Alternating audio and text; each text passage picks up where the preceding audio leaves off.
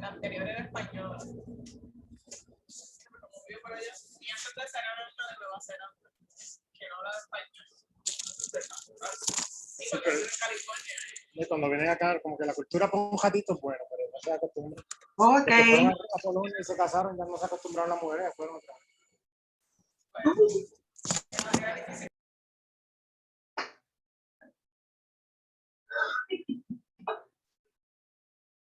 Ok, Dios les bendiga. Ya son las 11. ¿Me escuchan todos? Sí. Ok, nice. Pues Dios me los bendiga. Ya son las 11. Estamos listos para comenzar nuestra lección para bautismo. Espero que todos estén bien. Me alegra verle, ¿verdad? Escucharle. Así que vamos a orar para comenzar nuestra lección. Tenemos a Waldemar que está entrando. Muy bien. Ya, Irma. Estamos toditos ya, qué bueno. Gloria a Dios. Así que les recuerdo, ¿verdad? Que traten de mantener los micrófonos en mute. Si hay alguna pregunta, pues los activan y entonces los utilizan. Pero para minimizar un poquito el ruido, ¿verdad? De que tenemos todo alrededor, pues acuérdense de eso. Pues vamos a orar. Padre, en el nombre de Jesús. Señor, en esta hora nosotros adoramos tu nombre y bendecimos tu nombre, porque tú eres bueno y para siempre es tu misericordia. Señor, en esta hora te damos una vez más gracias por esta lección que vamos a tener y espero que tú bendigas de manera bien especial a cada uno de mis hermanos. Te damos las gracias, Señor, y la gloria a ti. En el nombre de Jesús. Amén. Bueno, pues entonces hoy vamos a estar hablando sobre la Biblia y le dije que vamos a tener 2 lecciones sobre la Biblia porque esto es un tema bien abarcador y no puedo, ¿verdad?, entrar en todos los aspectos a la vez porque sería mucho. Así que lo que hice fue que dividí la lección en 2. Lo primero que vamos a ver es la estructura de la Biblia y luego, para aprender, ¿verdad?, un poquito más de eso. Y luego vamos a hablar de la interpretación y la lectura bíblica. O sea, cómo yo voy a hacer una lectura bíblica agradable, buena, correcta, y que yo sepa que estamos interpretando las cosas como deben ser interpretadas. Para eso hay unas reglitas que son simples, no es algo muy complicado, leer la Biblia no es difícil. Y entonces, hoy lo que vamos a ver es la estructura como tal. La próxima clase, que no va a ser el otro domingo, recuerden que va a ser el domingo después de los padres, porque el próximo domingo pues celebramos el Día de los Padres y ese día vamos a tener el servicio especial como siempre a las 10 de la mañana y no vamos a tener lección. Así que va a ser luego de este servicio. Así que hoy vamos a recordar, ¿verdad?, que estamos hablando de las disciplinas espirituales. Estamos hablando hoy sobre la estructura de la Biblia. Esto es una clase que para mí es fascinante, bien interesante, y sobre todo la próxima que vamos a tener también. ¿Por qué necesitamos conocer la Biblia? Porque miren, la oración, la Biblia y congregarnos es parte, y también la corrección, ¿verdad?, como hablamos, es parte de nuestras disciplinas espirituales. Nosotros tenemos un libro de fe y conducta que Dios mismo nos lo ha entregado, se llama la Biblia. Y ese libro es el que nos dirige a los creyentes en cómo nosotros vamos a vivir. Es un libro que no es solamente es devocional, sino es un libro legislativo. Eso quiere decir que es la Biblia la que dicta a los cristianos cómo los cristianos se comportan y hacen las cosas, ¿verdad? La palabra Biblia es una palabra griega que significa libritos. Literalmente ese es el significado de la palabra Biblia, libritos. Y viene de una ciudad griega que se conoce como Biblos, donde se hacían los papiros, y los papiros eran los primeros papeles donde se escribía, ¿verdad? La Biblia realmente no es un solo libro. La Biblia es un compendio de libros, es una colección de libros. Es como si fuera una pequeña biblioteca encuadernada toda en un solo volumen, ¿verdad? Pero eso es lo que es la Biblia. O sea, si nosotros pensamos en la Biblia como un solo libro, pues no, la Biblia es un compendio de muchos libros. ¿Y cuántos libros son? Esto varía dependiendo de la forma en que se interprete. Porque hay personas que cuentan, por ejemplo, los libros que tienen 2 volúmenes, como Samuel, que tiene Primera de Samuel, Segunda de Samuel. Hay quien los cuenta como un solo libro y hay quien los cuenta como 2 libros por separado. Realmente eso es un detalle que no tiene mayor importancia. Así que ustedes van a ver variación en la cantidad de libros de la Biblia, pero la razón principal es esa, ¿verdad? Dependiendo cómo se haga el conteo. Si el conteo pues se hace estos libros que tienen 2 volúmenes como uno solo, disculpen, van a salir menos. Si se hace, perdón, como cada libro por separado, pues van a salir más. La Biblia tiene 2 grandes divisiones: el Antiguo Testamento o Antiguo Pacto, el Nuevo Testamento o el Nuevo Pacto. El Antiguo Pacto, ¿verdad? O Antiguo Testamento contiene 39 libros, aproximadamente, por la variante que les mencioné. El Nuevo Testamento, perdón, tiene 27 libros. Y ahí, de la misma forma, tenemos cartas que tienen más de un volumen. Corintios tiene más de un volumen, Tesalonicenses tiene más de un volumen, las cartas de Pedro tienen más de un volumen. Así que usualmente los libros del Nuevo Testamento se cuentan por separado. O sea que ahí no hay mucho problema ni mucha variación. Así, ¿cuál es la diferencia entre el Antiguo Testamento y el Nuevo Testamento? Hay una diferencia básica. El Antiguo Testamento nos narra lo que sucede antes de Cristo. El Nuevo Testamento nos narra lo que sucede después de Cristo.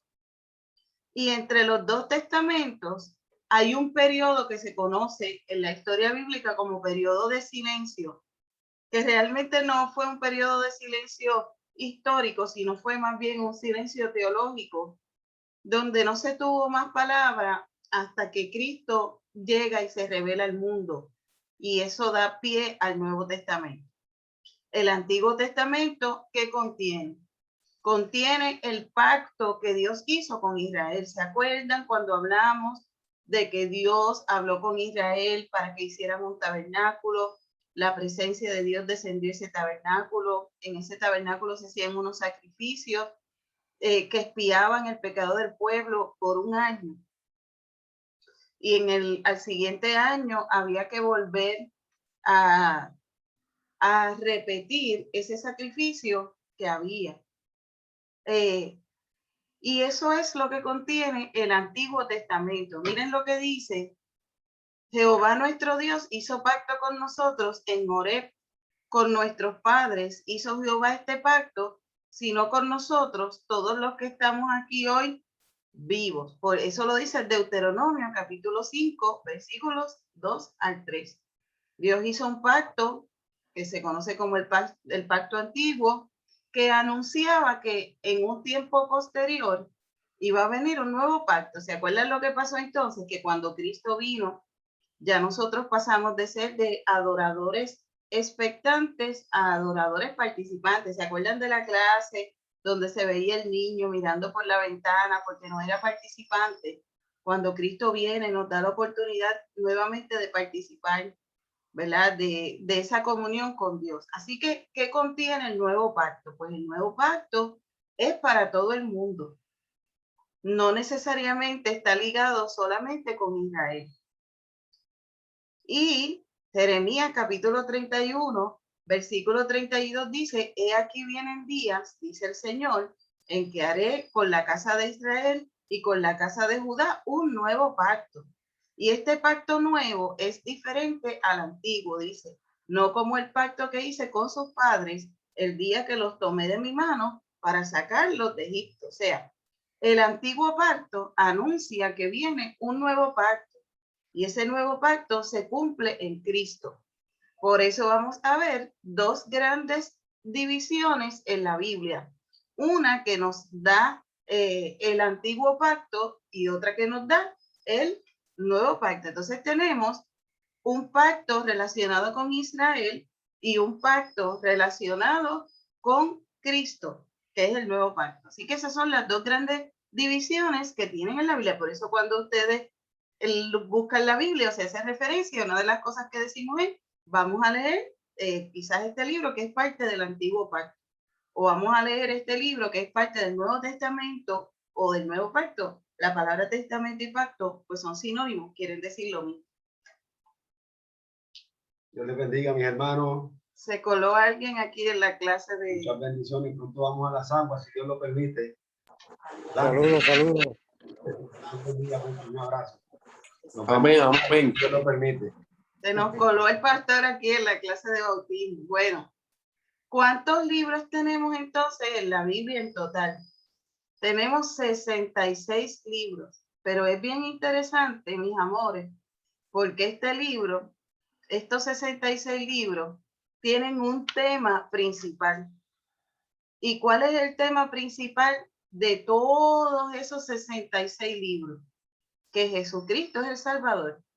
Y es bien interesante porque ese tema principal lo podemos llevar desde Génesis hasta el libro de Apocalipsis. Mira, en uno de los laditos comienzo con Génesis y en el otro de los laditos termino en Apocalipsis, porque ese es el tema central de los 66 libros de la Biblia. En los 39 libros del Antiguo Testamento, lo que se anuncia a Israel es que viene un Salvador, viene un Salvador, viene un Salvador. Pero en el Nuevo Testamento, en esos 27 libros, se nos anuncia que el Salvador ha llegado, que Jesucristo ha venido. Y también se nos anuncia que vendrá otra vez, terminando entonces en Apocalipsis. ¿Ven? Jesús viene, llegó y vendrá otra vez. Y ese es el tema central de esos 66 libros. Entonces, es bien impresionante porque o sea, no hay mente humana que en el periodo de tiempo en que se escribe la Biblia, que ya mismo vamos a ver en cuánto tiempo fue que la Biblia se escribió y cuántos autores participaron en esa escritura, todo el mundo pudo consistentemente llevar la misma línea de pensamiento. La línea de pensamiento es: Jesucristo es el Salvador de la humanidad, Él vendrá, Él llegó y Él vendrá otra vez. El Antiguo Testamento es el plan de salvación que ha estado como sin revelar, ha estado no escondido precisamente, pero sí lo que queremos decir es que no ha sido revelado al hombre en su totalidad. Ahora, el Nuevo Testamento es la revelación de este Jesús que el Antiguo Testamento anunció que vendría. Así que estoy tratando de ser lo más sencillita posible, ¿verdad? Para que todos podamos entender. A su vez, miren este librero, esta imagen yo la guardo porque me gusta mucho. Yo creo que es una de las mejores formas de explicar cómo se compone esa gran biblioteca que es la Biblia. Imagínense que la mitad del librero es el Antiguo Testamento y la otra mitad es el Nuevo Testamento. Y dentro de ese Antiguo Testamento tenemos también unas subdivisiones. La ley, que fueron los primeros 5 libros de la Biblia. También se conoce como el Pentateuco. Penta viene de 5 y son los primeros 5 libros de la Biblia. Génesis, Éxodo, Levítico, Números y Deuteronomio. Y esos 5 libros los escribió Moisés. Esos son los primeros 5 libros del Antiguo Testamento. Luego viene otra sección de libros. Miren qué interesante. esa sección de libros se llaman los libros históricos. ¿Qué sucede con los libros históricos? Comienzan desde que Josué conquista Canaán, que es la tierra prometida, el periodo de los jueces. Ahí se encuentran Jueces, Ruth, Samuel, y Samuel es la transición entre los jueces y los reyes. Reyes y Primera de Crónicas, porque las crónicas son las crónicas reales, o sea, lo que se escribía en el palacio por los escribanos que estaban presentes con cada rey. Esdras y Nehemías y Esther son libros que aparecen luego del exilio babilónico. Viene Babilonia, destruye Jerusalén, se lleva a los israelitas cautivos 70 años y cuando regresan, lo que sucedió después de haber estado en Babilonia, Esdras, Nehemías y Esther, es lo que se escribe en ese momento. Luego vienen lo que se llaman los libros poéticos, que incluyen poesía. Miren todos los géneros que hay en la Biblia: la ley, la historia y poesía. Ahí está incluido el libro de Job, los Salmos, Proverbios, Eclesiastés y Cantares. Son libros de poesía, pero que también contienen el mismo mensaje de que Jesucristo es el Salvador. La próxima sección se conoce como la sección de los profetas. Hay profetas mayores y hay profetas menores. ¿Por qué se les llaman profetas mayores y por qué se les llaman profetas menores? Porque los profetas mayores escribieron más cantidad. Los profetas menores escribieron un poquito. Hay profetas menores que lo que tienen escrito es un capitulito, 2 capitulitos. Sin embargo, tienen un profeta mayor como Isaías, que su escrito tiene 66 capítulos. Así que la división es sencillita, es eso solamente. Los que escribieron más son mayores, los que escribieron menos son menores.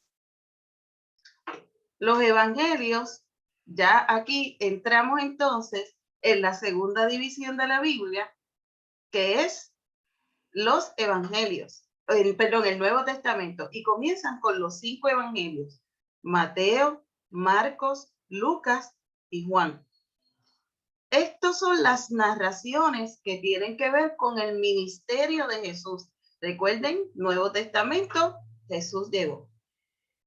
Y Mateo, Marcos, Lucas y Juan, con lo que tienen que ver es con lo que pasó durante los 3 años o la vida de Jesús en la tierra. ¿Tengo a alguien? Ok. Amén. Bien. Ok.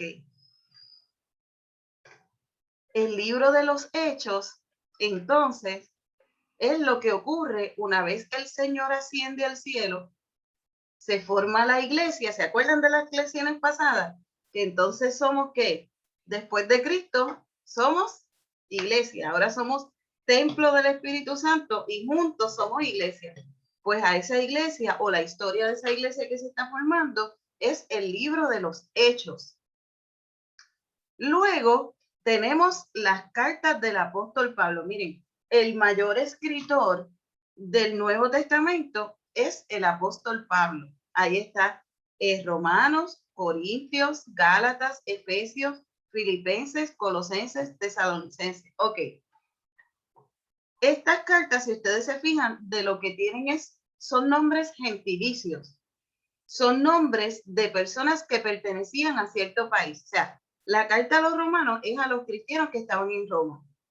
La carta a los corintios, a los gálatas, a los efesios, pues a los corintios es a los cristianos que estaban en Corinto, los gálatas pues a los de Galacia, los de Efesios a los que estaban en Éfeso, a los filipenses los que estaban en Filipo, a los que estaban en Colosas y así. Estos son cartas dirigidas a cristianos en diferentes lugares y sus nombres corresponden a esos lugares, excepto las cartas de Timoteo, Tito y Filemón, que están dirigidas a personas en particular.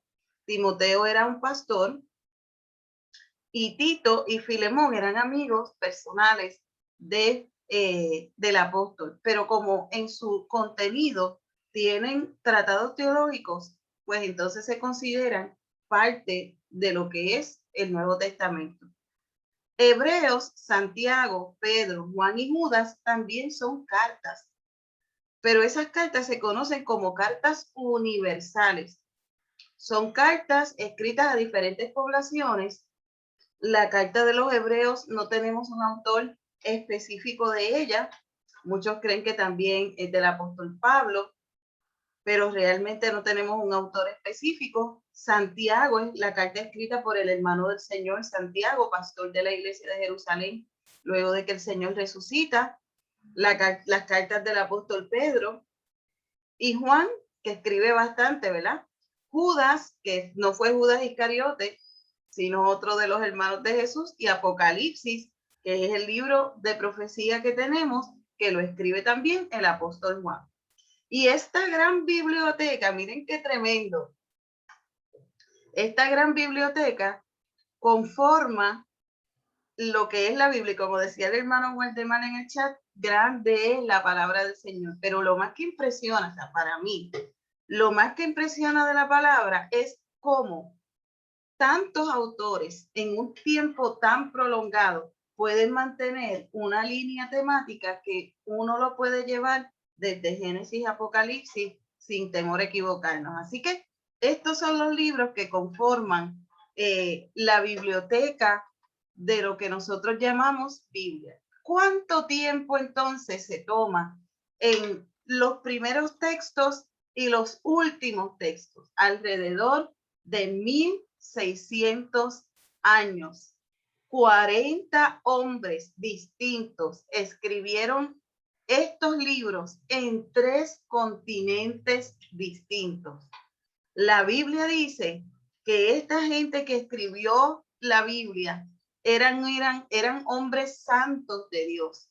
Eran reyes, eran campesinos, eran poetas, eran comerciantes, eran militares, eran líderes religiosos, eran médicos como Lucas, y provienen todos de diferentes niveles sociales, de diferentes culturas, diferentes ciudades, diferentes intereses, diferente educación, porque miren, tenemos un médico, tenemos un abogado como el apóstol Pablo, pero también tenemos a Pedro, que no tenía educación ninguna, sin embargo, es parte de los escritores de la palabra del Señor. Así que estos 40, y es fascinante, estos 40 hombres que escribieron la Biblia, dice que fueron divinamente inspirados, es decir, que el Espíritu Santo los deja, ¿verdad?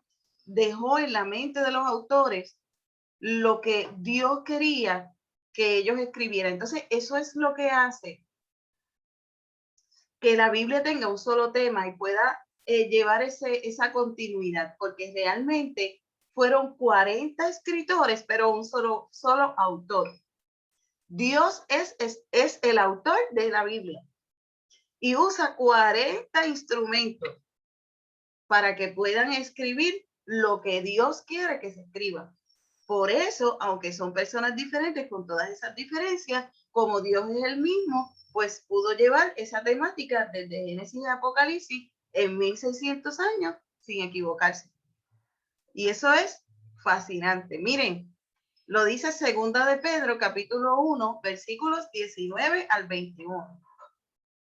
El apóstol Pedro también lo indicó así cuando dijo que la profecía, la palabra de Dios, nunca fue traída por voluntad humana. O sea, nadie se sentó y dijo, ay, qué bueno, yo voy a escribir la Biblia, me voy a sentar aquí y voy a escribir. No fue así. No fue voluntad humana, sino que el Espíritu Santo fue quien inspiró a los santos hombres de Dios y su palabra llegó a nosotros por esos medios. Así que Segunda de Pedro, capítulo 1, versículo 19 al 21, dice, tenemos también la palabra profética más segura, la cual hacéis bien en estar atentos como una antorcha que alumbra el lugar oscuro hasta que el día amanezca y el lucero de la mañana salga en vuestros corazones.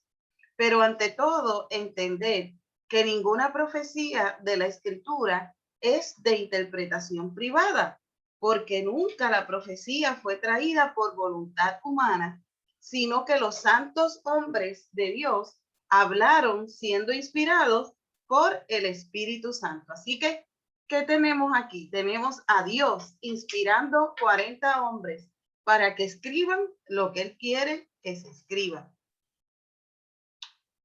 Y entonces, ustedes se deben estar preguntando, ¿y cómo entonces yo sé que yo tengo los libros correctos? ¿Cómo entonces yo sé que escogimos los libros correctos? Pues miren, eso se llaman los libros canónicos. Los libros que forman lo que se llama el canon bíblico.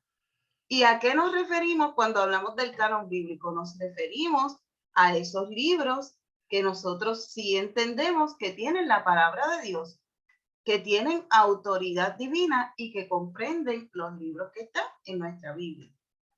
La palabra canon lo que significa es vara, canón, caña. Y lo que quiere decir eso es un instrumento para medir, que no necesariamente es un instrumento físico, sino que también se refiere a unas reglas que yo tengo que aplicar, y si lo que yo estoy evaluando cumple con esos criterios, entonces yo puedo decir que es palabra de Dios o no es palabra de Dios. O sea que, ¿qué reglas, para ponerlo más simple, se utilizaron para yo saber que lo que yo tengo y lo que estoy leyendo en mi Biblia es palabra de Dios o no lo es?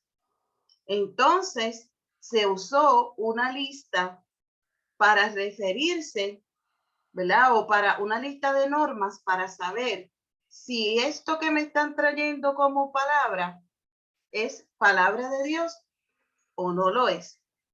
Miren, llegó un momento dado en la iglesia del siglo I, que fue la primera iglesia, ¿verdad?, formada, que el apóstol Pablo mandaba cartas. Vieron que ahorita dijimos que el apóstol Pablo es de los mayores autores, si no el mayor autor del libro del Nuevo Testamento.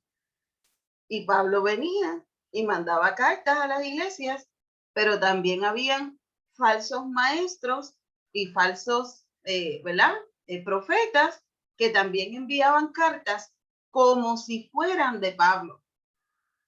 Y Pablo le advierte a la gente de las iglesias y le dice, mucho ojo, si a ustedes les llega un documento diciendo que es mío, pero esa palabra que contiene ese documento es distinto a lo que se les ha enseñado a ustedes, sea anatema. Eso quiere decir, no lo crean, ni por carta, ni por nada. Ustedes crean nada que no esté de acuerdo con lo que se les ha enseñado, que son las palabras de Jesús mismo, porque eso ocurría en ese tiempo. O sea, todos los documentos llegaban por cartas y había otras personas que también enviaban cartas como si fueran del apóstol. Así que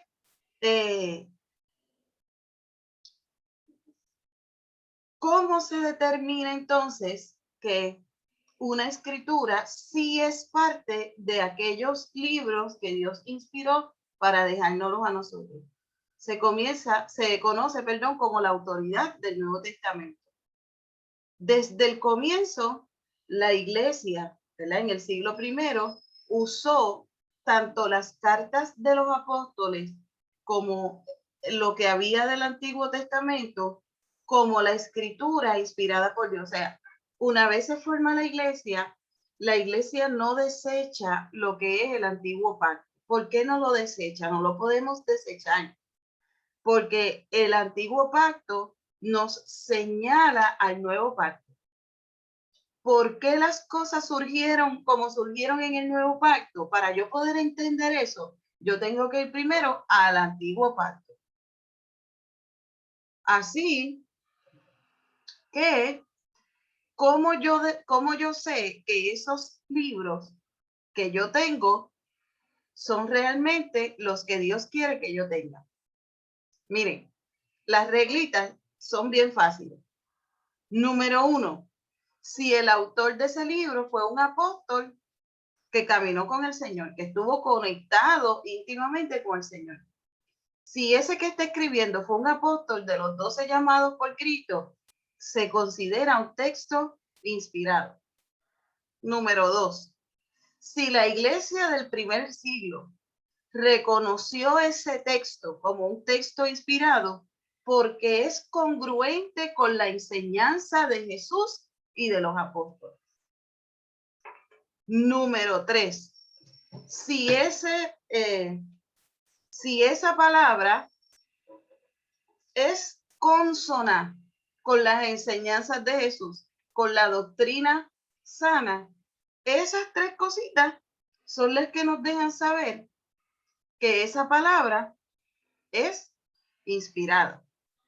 Hechos capítulo 2, versículo 42 dice, y perseveraban aprendiendo sobre qué, en la doctrina de los apóstoles, en la comunión unos con otros, en el partimiento del pan y en las oraciones. O sea, no podía venir nada de afuera que fuera distinto a lo que Jesús había enseñado y había sido repetido por los apóstoles. Así que para yo saber que la escritura que tengo cumple con ese canon, pues mira, tiene que tener estos criterios. Ahora ustedes dirán, bien, pues eso es sobre el Nuevo Testamento. ¿Y quién validó el Antiguo Testamento entonces? O sea, ¿cómo yo sé que el Antiguo Testamento es inspirado igual que el primero? Pues miren lo que Jesús hizo. Jesús mismo, que es Dios, validó la escritura del Antiguo Testamento. Miren lo que él dijo en Lucas capítulo 24, versículo 44. Dijo, cuando todavía estaba yo con ustedes, les decía que tenía que cumplirse todo lo que estaba escrito acerca de mí en la ley de Moisés, en los profetas y en los salmos. Y la ley de Moisés, los profetas, que yo se los mostré, y los salmos, que son los libros poéticos, todos están ya validados por Jesús mismo. O sea, él está diciendo todo lo que se escribió antes se cumplió sobre mí y yo estoy validando esa escritura. Así que aquellos libros del Nuevo Testamento se validan porque cumplen con lo que dijimos. Fueron escritos por apóstoles, concuerdan con la doctrina apostólica, la iglesia los reconoce como verdaderos, y cuando hablo de la iglesia, hablo de la iglesia primera, ¿verdad? Del tiempo después de la resurrección, así que están validados. Ahora, los libros del Antiguo Testamento, Cristo mismo en su ministerio los valida. O sea, ustedes pueden encontrarse con que hay otros libros incluidos en otras Biblias. La Biblia latinoamericana, que es la Biblia que utiliza, por ejemplo, la Iglesia Católica, incluye unos libros que en las otras Biblias ustedes no los van a encontrar. ¿Y por qué no los van a encontrar? Porque esos libros son 7 libros apócrifos o deuterocanónicos. ¿Qué quiere decir? Que sea un libro apócrifo, o deuterocanónico. Eso quiere decir que esta Biblia no, o estos libros no cumplen con las normas establecidas para ser parte de lo que se consideran canon inspirado por Dios. Libros, entonces, que se escribieron en el periodo intertestamentario. ¿Se acuerdan que yo les hablé que entre el Nuevo Testamento y el Antiguo Testamento hay un periodo entre medio que se llama el periodo intertestamentario? Pues ese periodo intertestamentario es lo que es historia y son muchas veces libros históricos. No se consideran inspirados. No se encuentran en el canon hebreo del Antiguo Testamento. Su inclusión en la Septuaginta fue impropia, ¿verdad? Se incluyeron ahí, pero realmente no eran parte de lo que es el canon del Nuevo Testamento. Esto es bien importante. En la Biblia, usted nunca va a ver ni a Jesús ni a los apóstoles citando libros apócrifos. Nunca lo hacen. ¿Por qué? Porque no es palabra inspirada. no recibieron aprobación de la iglesia hasta el Concilio de Trento, ¿verdad? Que fue un concilio que se hizo para establecer el canon de la Biblia en 1546. Y algunos de los propios autores de los libros apócrifos reconocen que no fueron inspirados por Dios, que ellos lo que están narrando es sus historias, sus experiencias, pero no es inspiración de Dios. Y tenemos otros casos donde parte de estos libros contienen pasajes que van en contra de la revelación bíblica. Y ahí les tengo un pasaje en Tobías, capítulo 4, versículo 10. Luego ustedes lo buscan y lo leen. Los macabeos, por ejemplo, miren, los macabeos fue un movimiento militar donde ellos se rebelan contra el imperio griego, ¿verdad? Y toman nuevamente el templo de Jerusalén que les había sido quitado, y esas batallas históricas es lo que recoge el libro de los macabeos. Así que, ¿cuáles son libros considerados deuterocanónicos? Miren, hay un montón, pero los 7 más comunes que están en la Biblia católica son Tobías, Judith, primer libro de Macabeos, segundo libro de Macabeos, Baruch, Sabiduría y Eclesiástico. Esos libros no se consideran inspirados. Más bien contienen experiencias, opiniones personales e historia, pero no contienen palabra inspirada por Dios. Así que 1500, 1600 aproximadamente años de historia, la Biblia está escrita en 3 idiomas diferentes. Parte en griego, parte en hebreo. La mayoría del Antiguo Testamento está escrito en hebreo, y algunas porciones, como en los libros de Daniel y de Esdras, están escritas en un idioma en desuso que se llama el arameo, y el arameo era el idioma que Jesús hablaba. Y entonces ese idioma está en desuso, así que tenemos del Antiguo Testamento hebreo y arameo, y la parte mayor del Nuevo Testamento está escrita en griego. El griego, claro, fue parte del imperio que estaba en ese momento relacionado a la sabiduría, el conocimiento. Es como yo decirles que el Nuevo Testamento se escribe en inglés, que es un idioma más universal que el español, aunque tenemos mucha gente de habla hispana, pero sabemos que si nosotros escribimos en inglés podemos llegar a mucho más personas que escribiendo en español. Pues cuando se escribe el Nuevo Testamento se escribe en griego porque era un idioma en que se podía alcanzar mucha más gente que escribiéndolo, por ejemplo, en hebreo, y mucho menos en arameo, que era un idioma más local y que estaba básicamente en desuso. Así que la próxima semana vamos a ver cómo nosotros leemos la Biblia y no nos quedamos en el intento. ¿Cómo yo me voy a aproximar a esos capítulos de la Biblia? ¿Qué cosas yo debo tener en cuenta? ¿Qué herramientas yo puedo conseguir? Eso es bien importante. Cositas que se deben de comprar, como un diccionario bíblico y un comentario bíblico, para yo poder entonces mirar el texto adecuadamente.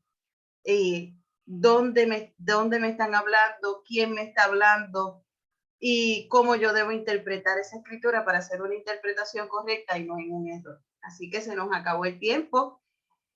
Preguntas, dudas, recuerden que estamos aquí para eso. Me pueden contactar también en la semana y pueden repasar la lección en la página de YouTube donde queda grabada.